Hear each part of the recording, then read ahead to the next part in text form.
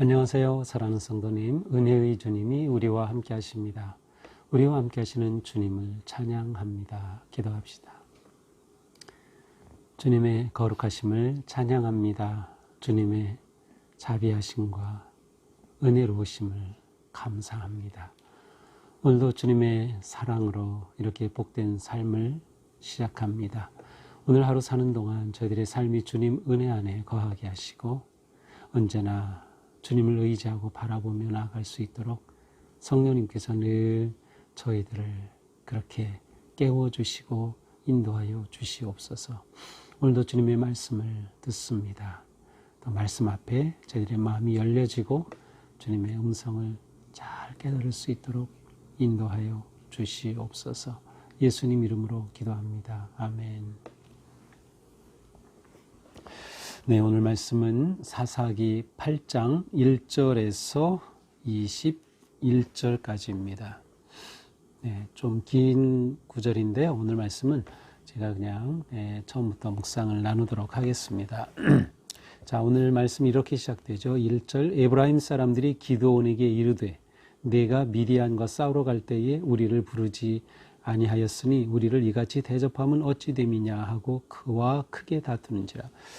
자, 이제 미디안 군대를 물리쳤어요. 그래서 이 기드온의 300 용사들이 이 전쟁에서 크게 이기죠. 그리고 이제 그 남은 이제 15,000 되는 그러한 미디안의 병사들은 다 이제 요단강 동편으로 이제 건너가고 이제 도망가고 말았습니다. 자, 이러한 상황 속에서 에브라임 지파 사람들이 기드온에게 와서 따집니다. 뭐라고 합니까? 이렇게 미디안과 전쟁을 일으켰는데 어찌해서 우리를 부르지 아니하였느냐? 우리를 이렇게 대접할 수 있느냐라고 따지는 거죠. 그런데 여기 보니까 크게 다투었다. 아주 엄청난 그러한 그 분쟁이 지금 일어나려고 하는 것입니다. 그러니까 에브라임 지파 사람들의 주장은 이겁니다. 왜 처음부터 우리를 전쟁에 부르지 않았느냐는 거예요. 우리를 무시했다는 거예요. 기도는 원래 300명의 군사 하나님의 방법으로 300명의 정예 부대를 조직해서 이 미디안과 싸웠고 그들이 도망가는 것을 막고 또 잡기 위해서 이제 다른 지파들을 불렀죠. 그런데 이때 에브라임 지파 사람들이 빠졌다는 겁니다. 사실 이제 에브라임 지파 사람들은 이제 맨 마지막에 참여 요청을 받았어요. 그래서 우리가 어제 보면 맨 마지막 25절에서 그 미디안의 두 방백 오렙과 스웹을 처형한 이야기가 나오죠. 바로 이 오렙과 스웹을 처형한 것이 이 에브라임 지파 사람들이었습니다. 왜냐하면 24절에 보니까 기드온이 사자를 보내서 에브라임 산지로 가서 그들의 도움을 요청했기 때문에 그들이 와서 오렙과 스웹을 사로잡는 이러한 전과를 올린 거죠. 에브라임 지파는 이스라엘의 북쪽 지파들 중에서 가장 강력한 지파였어요. 그러니까 그들이 그 가장 강한 자신들의 힘을 과시하는 거죠. 이 기드온은 에브라임 출신이 아닙니다. 므낫세 지파 출신입니다. 그러니까 우리 지파 출신도 아닌 기드온이 이렇게 전쟁에서 이기고 한 것 자체가 이들에게는 굉장히 뭐라고 할까요? 마음에 안 드는 거죠. 기드온의 리더십을 인정하기 싫은 겁니다. 기드온의 이 업적과 전투에 대해서 인정하기 싫은 마음도 있는 거죠. 자, 이렇게 해서 큰 그냥 다툼이 일어날 상황입니다. 그런데 기드온이 말합니다. 내가 이제 행한 일이 너희가 한 것에 비교되겠느냐? 내가 한 일이 너희들이 한 일과 비교되겠느냐? 사실 따지면 기드온이 300 용사로 미디안을 물리쳤으니까 기드온이 한 일이 훨씬 더 크죠. 그런데 기드온이 그것을 드러내지 않습니다. 내가 한 거, 당신들이 한 거 비교도 안 됩니다. 하면서 뭐라고 합니까? 에브라임의 끝물 포도가 아비에셀의 만물 포도보다 낫지 아니하냐? 에브라임 지파가 막판에 참여했어요. 그래서 끝물포도와 같이 마지막에 참여했지만 그들은 오히려 오렙과 스웹이라고 하는 그 방백 그 군대 장관을 잡아가지고 처형해서 승리를 확고하게 했죠.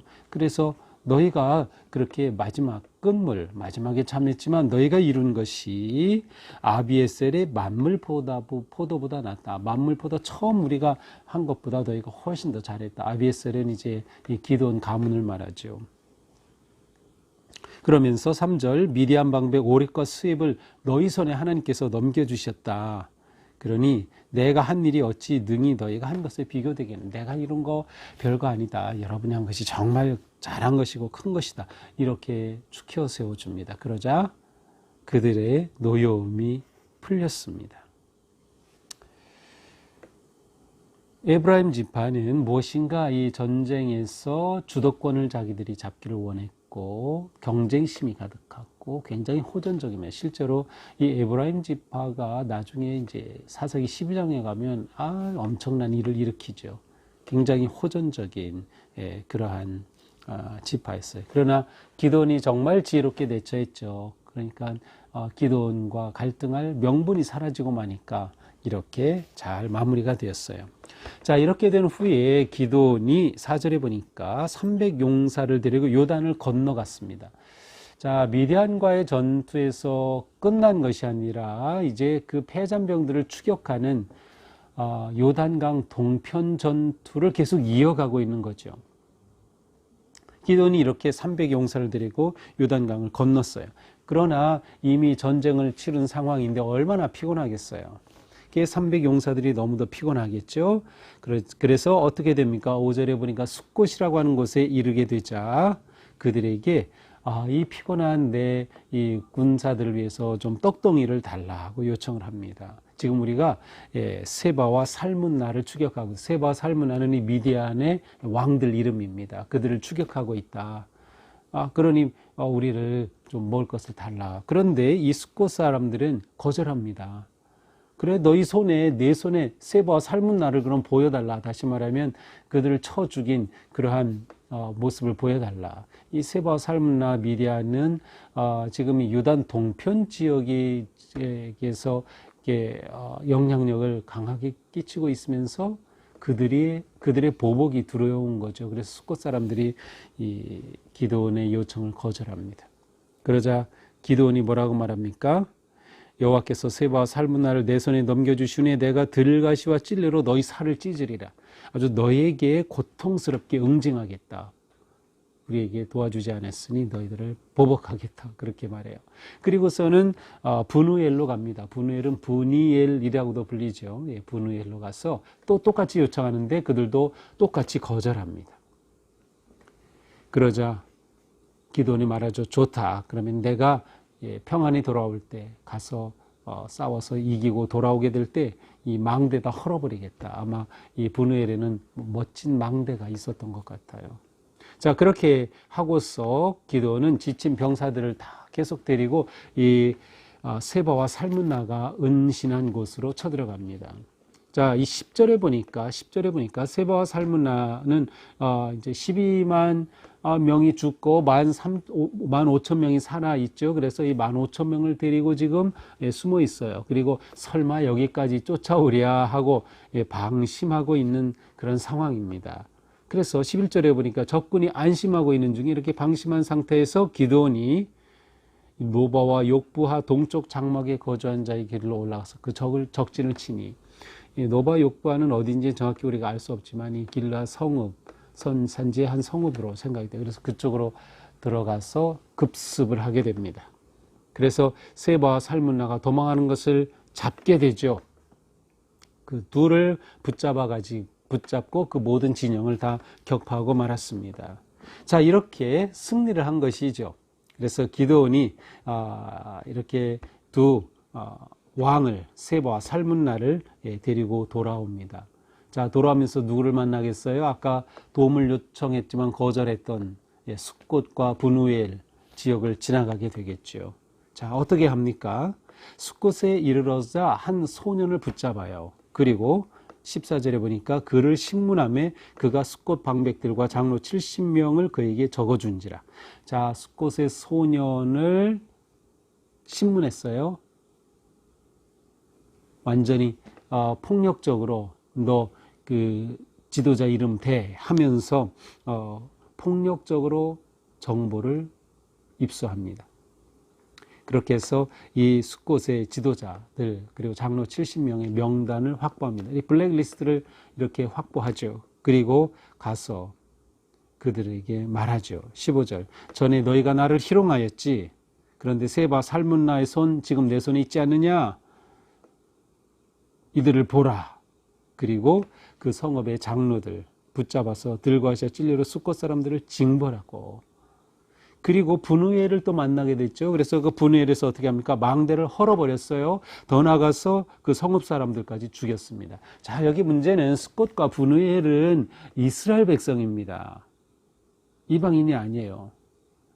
그런데 그들이 자기를 도와주지 않았다고 해서 돌아오면서 그들을 징벌하고 망대를 헐어버리고 죽이기까지 하였어요. 자, 이러한 기도의 모습이 옳은 일일까요? 기도는 이렇게 한 그 근본적인 이유가 무엇일까요?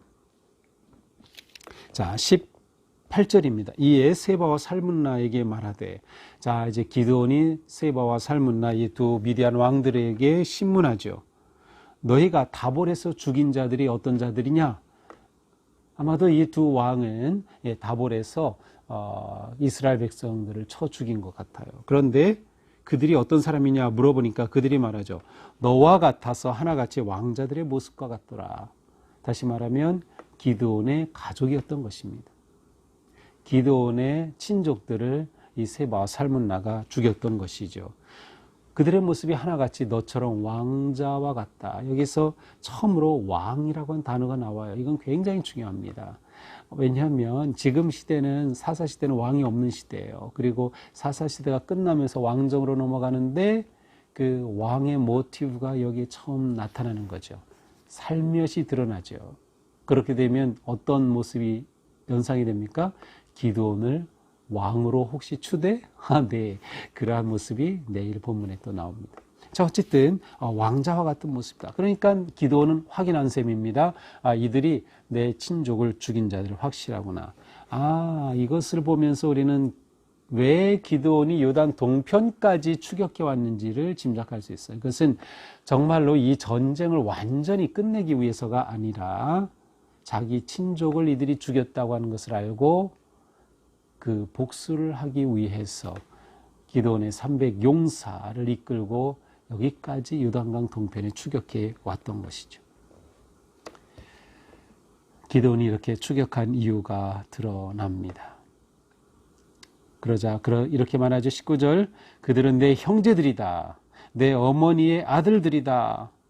여호와께서 살아계심을 두고 맹세하노니 너희가 만일 그들을 살렸더라면 나도 너희를 죽이지 않았을 것이다. 너희가 내 친족들을 죽이지 않았다면 나도 너희들 안 죽였을 거야. 하지만 너희들이 죽였으니 나 너희들 죽이겠다.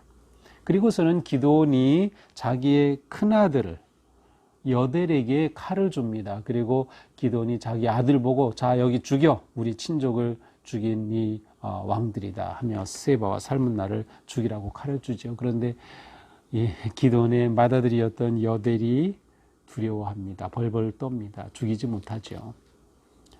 기드온이 원래 이런 사람이지 않았어요. 두렵고 소심하고 나약한 그런 사람.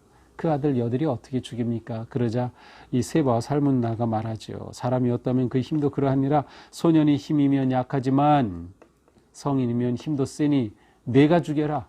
결국 기드온이 이 둘을 죽입니다. 그리고 그들이 타고 있던 낙타 목에 있는 초승달 모양의 장식들, 아마 금으로 만든 것 같은데 그 장식들을 떼어서 자기가 전리품으로 가지게 되죠.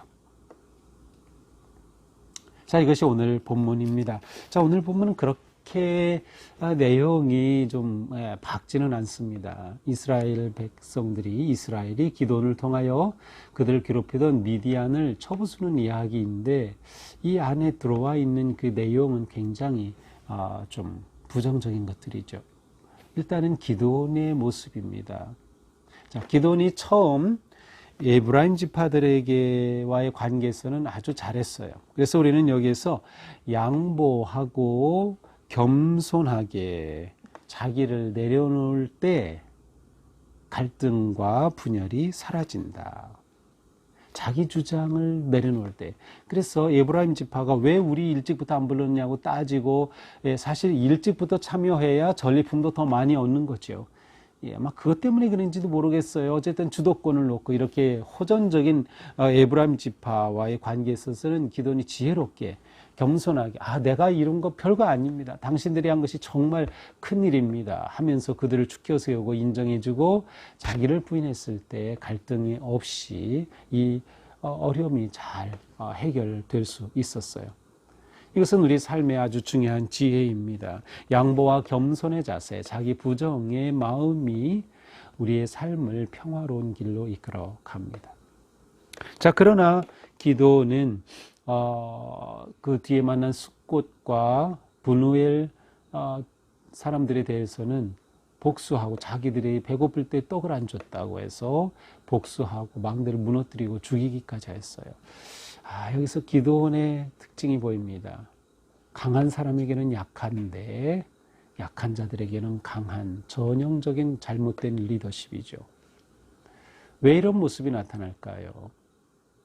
그가 어느새 하나님이 이 모든 것의 주인이심을 망각했던 거죠. 자기 힘으로 이긴 건가요? 아니죠.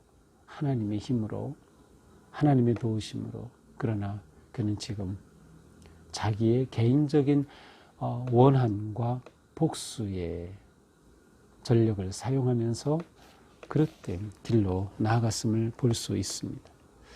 여기서 우리는 매우 중요한 것을 봅니다. 그것은 우리의 마음을 잘 다스려야 한다. 우리의 마음을 다스려야 한다. 우리는 살아가면서 기도원과 같은 상황을 얼마든지 만나죠.